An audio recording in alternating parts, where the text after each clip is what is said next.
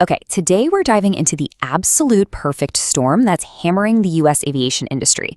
We're talking about a massive squeeze that's forcing a fundamental shift in pretty much everything about how we fly. Look, if you've been to an airport recently, you know exactly what I'm talking about. The packed gates, the endless delays, that feeling that the whole system is just stretched to its absolute limit. So what is really going on?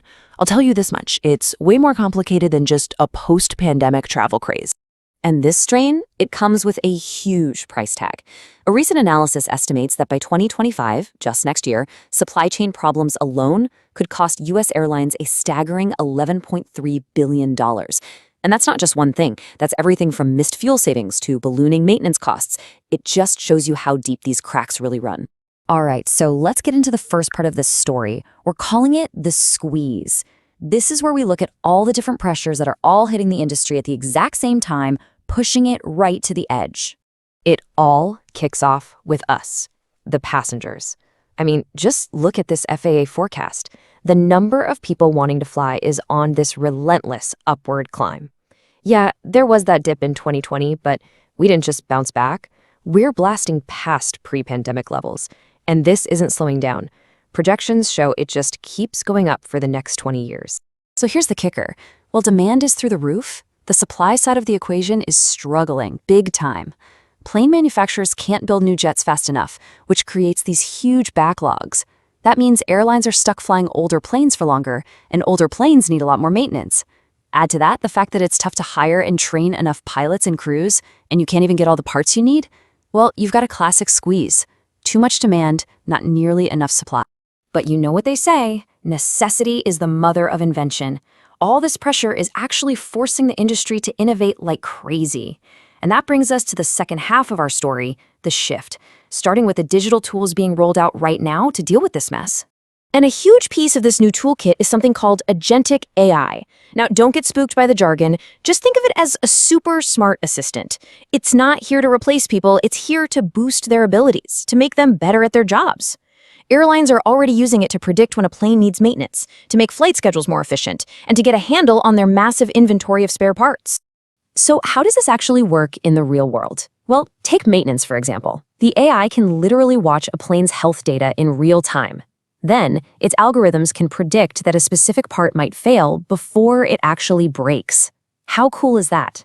From there, it can figure out the perfect time to schedule an inspection and order the part. The end result? More planes flying safely.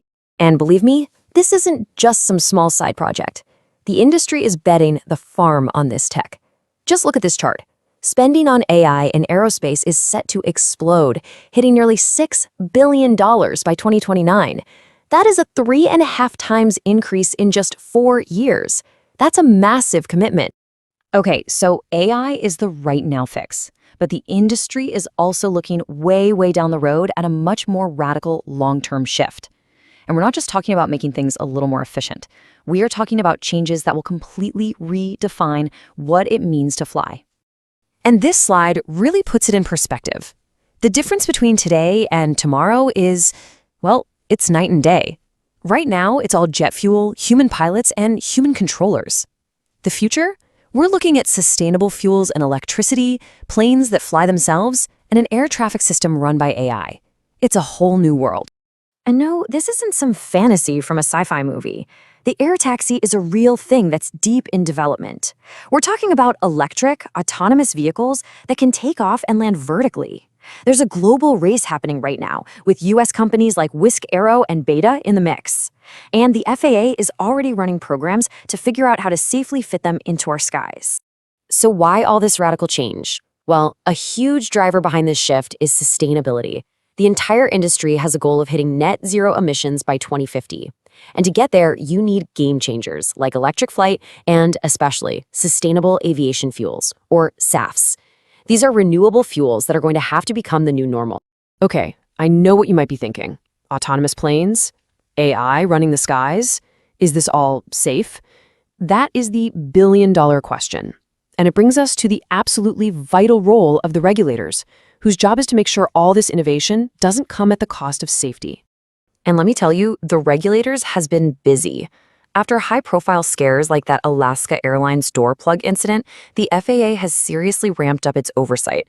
You can see it on this timeline. They've launched formal reviews of Boeing's quality control, passed new laws to fund more safety tech, and are doing deep dive audits at all the busiest airports. They are not messing around. But it's not just about the nuts and bolts.